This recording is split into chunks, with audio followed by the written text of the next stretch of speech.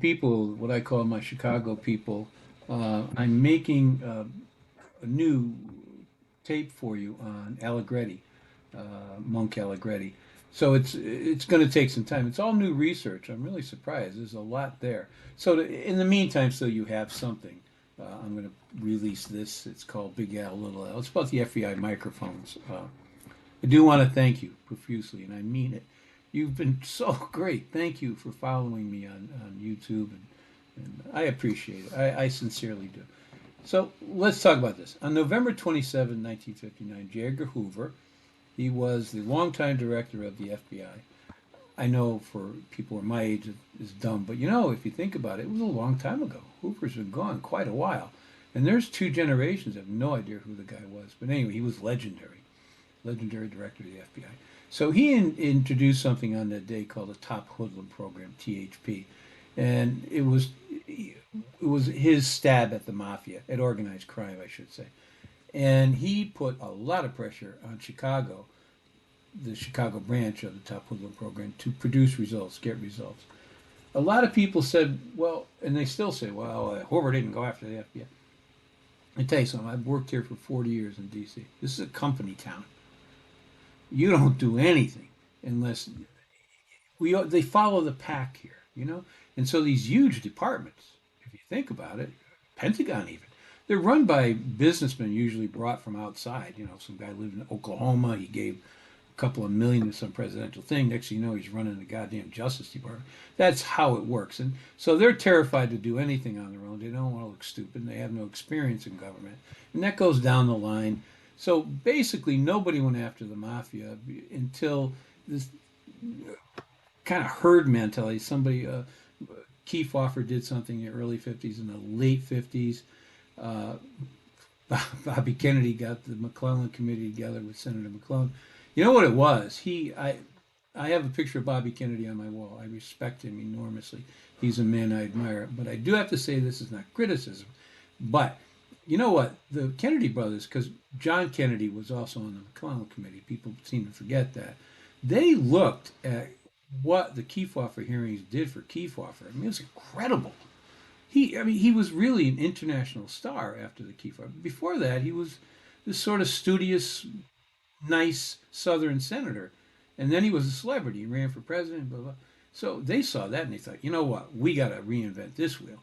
And the McClellan Committee was born. There was a need for the McClellan Committee, but they leaped on that and tried to get and they did get a lot out of it. In fairness to Bobby Kennedy, the guy, he was tough and he was honest and he really did put a lot of holes in organized crime through these various committees. And when he became Attorney General in 1961, he didn't drop the fight. But that's how things actually happened. So back to the original point, the FBI was not about to run off and declare war on anybody until somebody told them to do it. So don't believe a myth. That's the fact. That's how things are. And that's kind of how things operate today in D.C. Look at what the FBI is doing now.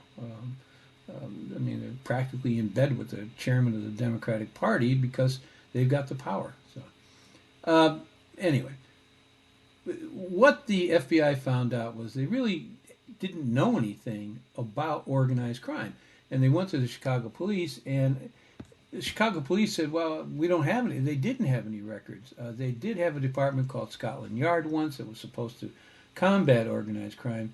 But it's a fact, it's written somewhere that I saw it, and you can find this if you do look for it. Murray Humphries actually went in there and took files out and then walked out the same day. Nobody said anything. It was a fairly corrupt organization. The problem was Mayor Daley disbanded it. He disbanded the Scotland Yard unit because they were found bugging a bookmaker in the Morrison Hotel right next to where the Cook County Democratic Organization had its headquarters. It was a big misunderstanding. Well, who are you bugging? You're blah, blah. Daley, aside from being the mayor, was also the chairman of the local party, and that is what made him so strong, so powerful. So he disbanded it. It is not true, and nor can anyone prove it was true that Daley was in the pocket of organized crime. It's just not true. There's no evidence. Not true. Um, he could have done more probably, but the guy's got a city to run. So anyway, Special Agent Bill Romer was brought in. Uh, I heard the story from an FBI guy here in D.C. He said he really didn't like. I read Romer's books, and that's all I knew about him. He seemed like a nice guy, and I met his son briefly.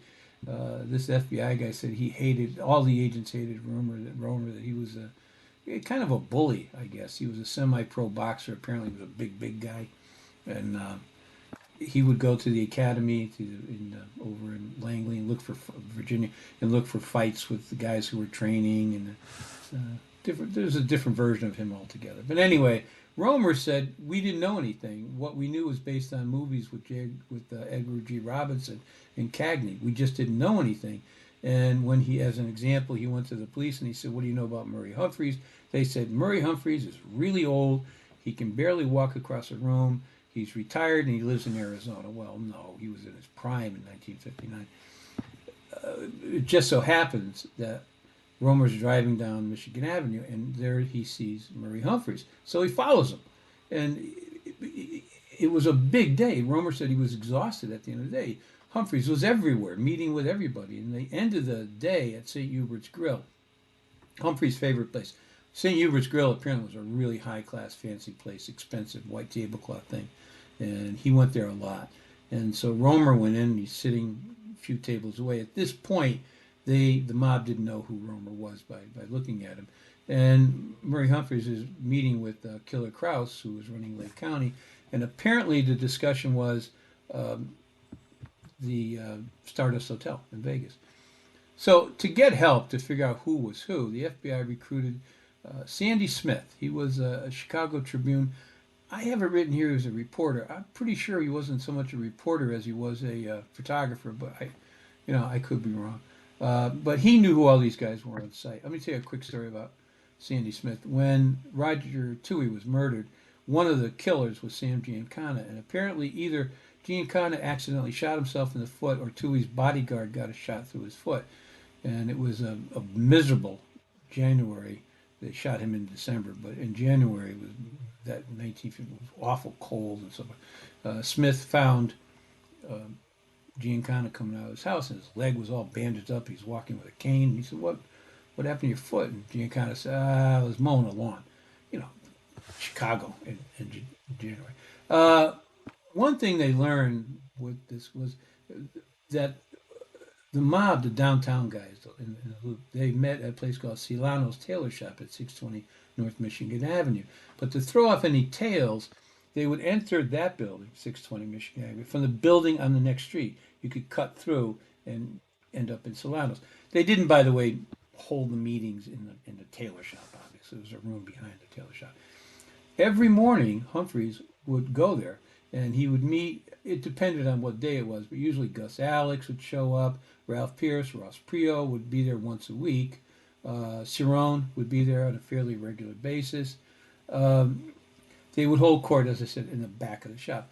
The FBI were watching all this. They had rented an artist studio across the street, and they're watching all this through binoculars. But now they need to know what's going on, so Romer decided he'd break in and he'd bug the place. And he went in and he found the office behind Celano. It was a big room. It was outfitted with a desk. It had a TV set, color TV apparently. But could it have been color in '59? Anyway, it had a bar, it had a couch and so forth. It was quite nice. He hid the microphone behind the radiator in the room, and they codenamed that one Little Al because it became the biggest source of information for the government concerning Chicago. Now there were other ones. I hate to keep going back to the Roger Touhy thing. I wrote a book about him, but in the Touhy file, they knew. In fact, I know they knew that the listening device was there because Murray Humphries would play with them. He said, "I'll tell you who killed Roger Touhy," and then he leaned forward. The guy who killed Roger Touhy was, and then he turned the steam up on the radiator, so psst, and then he turned it back off, and he said, "And that's who killed Roger Touhy." So I think after a while they knew it was there. He did that in 1961, so I think it was probably after 2 years they knew what was going on. What Romer and the FBI found out was, he said, when conversing with mobsters, they always talked in riddles. They were paranoid about being bugged. Even in circles where they didn't have to be paranoid, they spoke in circles. It just didn't make a difference. After the bugs were in place, the FBI got a kind of a better understanding of who was who, and they began to pick targets.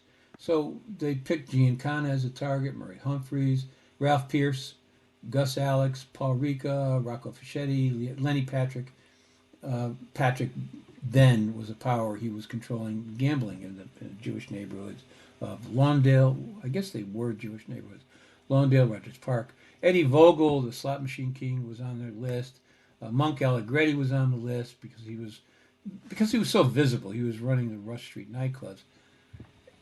Later on, about 6 months later, they looked at the list and they decided to revamp it. So they dropped Fischetti, Vogel, and Allegretti because they thought they were probably more, street guys, working guys. They weren't so much in the decision-making process for the whole outfit. And in their place, they picked up Cayafano, which was a smart move. Uh, Felix Aldericio, Chucky Nicoletti, and Ross Prio stayed on the list. But oddly enough, they added to the list Johnny Roselli. And I guess they figured he looked important. If you ever, Johnny Roselli was a handsome, tall guy. And he had this self-importance about him. So I could see where if you didn't know any better, you think, well, this is a really important mobster guy. And he was floating around L.A. apparently at will, Las Vegas, Chicago. He made his living, by the way, in Vegas. Chicago kept him employed was he had to lock on all the ice machines in the desert in Las Vegas, and so he got paid on that. I think eventually they dropped him. Since the organization had no formal swearing-in ceremony, the FBI was listening to that. They were waiting for these guys to swear in some guy in the mafia, but Chicago was pretty loose. It was a syndicate, an association. Every religion and creed known to mankind and color was involved with the Chicago mob. They didn't care. What they cared about was how much money could you bring in. I mean, they didn't say, well, don't take that money. It's an Irish guy bringing it in. This fine, bring it in. He's one of us. I mean, just look at the names I just read. Who have we got? Vogel, who was Jewish, I think. Who else have we got here? Lenny Patrick, Ralph Pierce, Gus Alex, I think was a Greek American. Murray Humphries was a Welsh American. They were like, yeah, we got rules, but not really. As an example, when Jimmy the Bomber Bel Castro was brought in, Butch Bussey into the organization, he said, look, from this point on, consider yourself one of us. That's it. That was the whole thing. Um, that's as far as it went. A big deal's been made of the fact that Capone, when he brought in Arcota, he said, as a bodyguard, he said, all right, you're made. McGurn will explain the details to you later on. Well, of course, Capone had I doubt if he even said it. Capone wasn't Sicilian. He wasn't going to make anybody into anything. He just put you in his gang. Anyway, while the surveillance paid off on Little Ale, the real success the FBI had was from Murray Humphries babbling. I mean, he loved to hear himself talk. And he gave endless sermons to the younger members about the history of the mob, which he knew well. You know what? In fairness, though, he lived through most of the history of the mob, the outfit anyway, in Chicago. And protocol was a big deal to him. There was an example of a guy whose name I can't remember who worked for him, and he said, I'm going to take off a week. I'm going to go gamble in Las Vegas. And he said, well, did you clear it with and he gave him names, the following guys. And the guy said, why? I work for you. What do I have to talk to them for? And he explained all the detail of it. You can't just zip out of here without telling somebody, this guy runs Las Vegas for us. You got to clear it with him. He may not want you there right now. Who knows what's going on? You just don't show up in another city because basically when you show up, the way the world sees it, the underworld sees it, it's us showing up. So he was big on that. You know what, though? It served a purpose. You have to admit that when those old guys were running things, the Chicago mob, it was kind of almost run along. They had a lot of screw-ups, but it was almost run like a paramilitary operation. It was pretty efficient. Anyway, from those tirades, they learned, because Murray Humphries liked to brag when that he's been written up as sort of this uh, low-level guy, but when his hair was down, when he was alone with his guys, he bragged, and he'd say, "We got this guy in the payroll, that guy in the payroll," And from that, the FBI learned which judges to avoid, which labor leaders to avoid, which politicians to stay away from.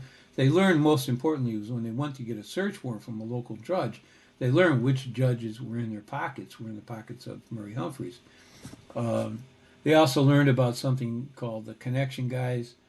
I don't know if that's an actual term Murray Humphries ran. I have a policeman friend in Chicago. I'm going to ask him if they actually use that term, or is that something that Murray Humphries made up. But these guys, their job was to keep track of stuff outside the criminal end of things. So labor, politics, businessmen, police officers, that sort of thing.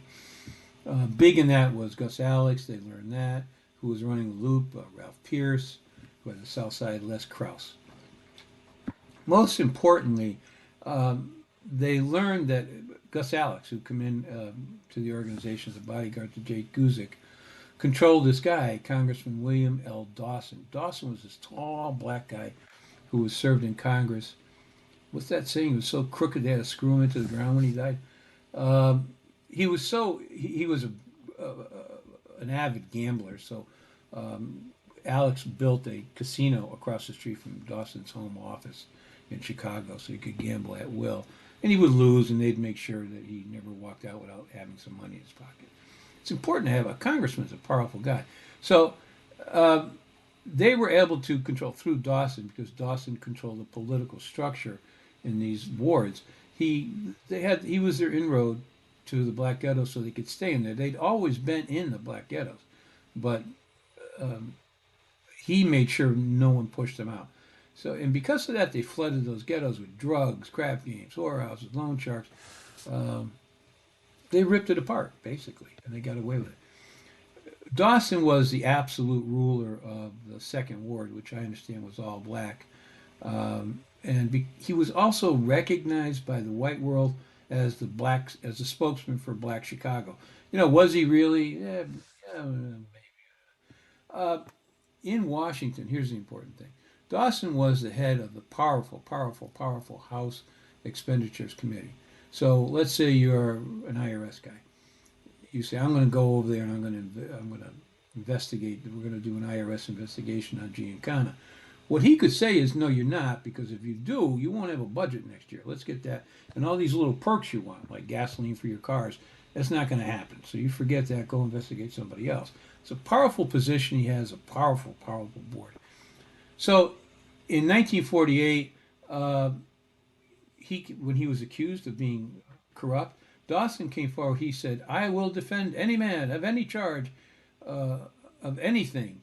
And then he didn't add racketeers and mobsters, of course. But so, you know what I mean? Instead of saying, well, yeah, you're right, I shouldn't be defending gangsters, he just said, well, I'll defend anybody.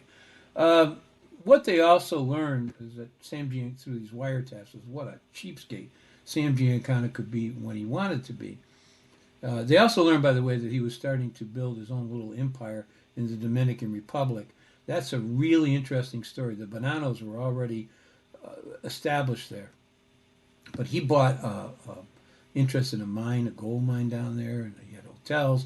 The Dominican Republic was incredibly a corrupt, awful place. The leader, Papa Doc Duvier, was a scary, scary guy, but he was more than happy to work with the Bonanos, as an example. When somebody who was a rebel rouser in the Dominican Republic took off to New York, the Bonanos chased the guy down and murdered him as a favor to the boss, to De Villiers, Papa Doc. They also learned that Giancana could be a cheapskate. So what happened was Al Capone's son came to Murray Humphries and he said, look, we need $24,000 to keep our restaurant open in Miami Beach. Things aren't going too well. And everybody said, that's fine. And apparently Giancana, in this story, said, no, I'm not, why? You don't need that. Humphries did eventually get them 24,000, even though Giancana nixed it. He was just cheap. And also, apparently, according to what Romer said, he didn't feel any loyalty to Capone. I do need to say, though, that I brought this up to Joe Pignatello, Joe Pigs, when he was a wonderful, wonderful, when he was alive. He was a great guy who knew all these people. He knew Giancana. And I said, is that true? And he said, no, for Christ's sake, it's not true. Giancana adored Capone and his family and so forth. You know, it's interesting how you hear these stories from people like Romer, and then you go and check it out with the other side with reasonable guys, reasonable quasi bad guys like Joe Pignatello, who didn't really have a dog in the fight. He would just tell me the truth. I never caught him in a lie. And you hear a whole other version of things. Isn't that interesting? You know how that happens, by the way? The big companies, when mob books were really hot in the 70s and 80s, these editors who were from the Ivy League schools, you'd get back a manuscript or whatever, and it would be the grammar and so forth would be in red. They wanted that fixed. But then in blue pencil, they would say something. Well, you say here he was strangled. Don't you feel that he was strangled for a long time and that spit came out? They wanted graphic stuff, and I think that's how Romer came up with a lot of these stories. Anyway, so what happened with these things, Little Al, Big Al, these microphones that they had? It was the beginning of the end of this thick veil of secrecy that surrounded the Chicago mob that made him such an ominous power.